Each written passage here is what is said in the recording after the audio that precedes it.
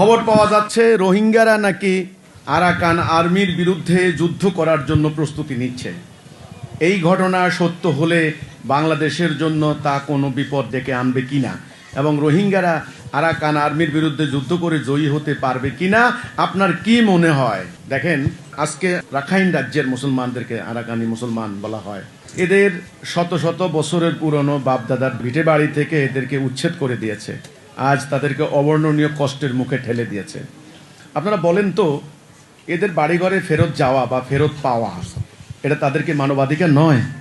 এটা আমি মুসলমান নয় কেবল, ওরা হিন্দু হলেও, বৌদ্ধ হলেও, খ্রিস্টান হলেও, এমনকি ইয়াহুদি হলেও কিন্তু আমি এই কথা বলতাম যে একটা মানুষ তার সৃষ্টিগত অধিকার, তার বাড়ি ঘর, খ্যাত খামার, তার আত্মীয় স্বজন, তার দুনিয়াতে বেঁচে থাকার অধিকার, সেখানে 22 লক্ষ আরাকানের মুসলমানদেরকে পিটিয়ে মেরে নির্মম নির্যাতন করে, আমি কোনো ধর্মীয় সম্প্রদায়কে আঘাত করে কথা বলতে চাই না, তারা বৌদ্ধ ধর্মে বিশ্বাস করে, তাদের ধর্মীয় শিক্ষা হচ্ছে প্রাণী হত্যা মহাপাপ, জীব হত্যা মহাপাপ, এই হচ্ছে তাদের ধর্মীয় শিক্ষা, গুরুদের শিক্ষা। ওনারা দুনিয়াদারি ত্যাগ করার ইয়া হিসাবে গেরুয়া বসন পরে, ওকে ভালো। তো আপনাদের এই শিক্ষা যদি হয়, তাহলে বৌদ্ধ সন্ত্রাসীরা এই যে নারীদেরকে ধর্ষণ করে, নির্মম নির্যাতন করে, তাদের বাড়িঘর থেকে বের করে দিয়ে আপনারা কোন ধর্ম পালন করছেন? আমার প্রশ্ন হচ্ছে এটা। জীব হত্যা মহাপাপ, এই জন্য ওনারা নাকি পিঁপড়ার উপর দিয়ে হেঁটে যান না, পিঁপড়া মারা গেলে পিঁপড়া কষ্ট পাবে, জীব হত্যা হয়ে যাবে। মাছ মাইরা খান না, মাছ জীব হত্যা হয়ে যাবে। সেখানে মানুষ আল্লাহর সৃষ্টি, যার ভিতরে আল্লাহর রূহ আছে, আরে হোক না মুসলমান, হোক না হিন্দু, যে মানুষকে মেরে আপনারা দেশ থেকে বের করে দিয়েছেন। এটা কোন ধরনের ধর্মীয় শিক্ষা? আমার প্রশ্ন হচ্ছে এটা। তা আজকে সেখানে যে আরাকান আর্মি নামক যে সংগঠন, তাদের সংখ্যা ছিল গত বছর আমি দেখলাম 10,000, এবারে সংখ্যা বেড়ে হয়েছে 40,000।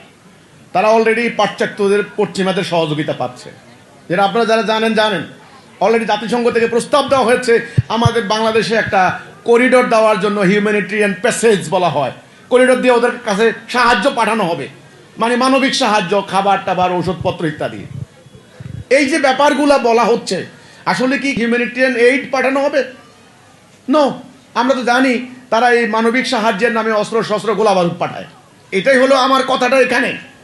কাজেই আমার কথা হচ্ছে, ভাই দেখেন, বাস্তবতায় আসেন।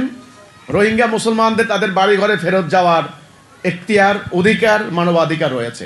এখন কথা হচ্ছে, এখানে বিভিন্ন সশস্ত্র সংগঠন তৈরি হচ্ছে। যদি হয়ে থাকে, তাহলে আমি বলবো তাদেরকে এই ধরনের সশস্ত্র যুদ্ধের দিকে ঠেলে দেওয়ার জন্য জাতিসংঘ সহ বিশ্ব সম্প্রদায় দায়ী।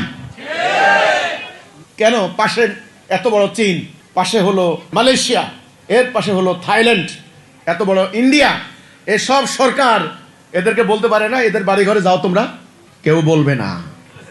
আমি বলি সোজা উত্তর, মুসলমানদের জন্য কারো কোনো শক্তি নাই আল্লাহ ছাড়া। এখন এখানে আপনারা প্রশ্ন করলেন যে বাংলাদেশের জন্য কোনো বিপদ ডেকে আনবে কিনা। হ্যাঁ, আনতে পারে, বাংলাদেশের জন্য বিপদ ডেকে আনতে পারে।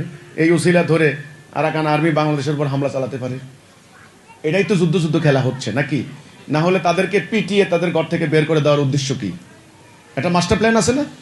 এখন এই বিজয়ী হতে পারবে কিনা সেটা সময় বলে দেবে। তবে আমার কথা হলো এই, আমাদের মুসলমানদেরকে, যারা আমরা আল্লাহকে বিশ্বাস করি, তাদেরকে তাড়াতাড়ি ঐক্যবদ্ধ হওয়ার কোনো বিকল্প নাই।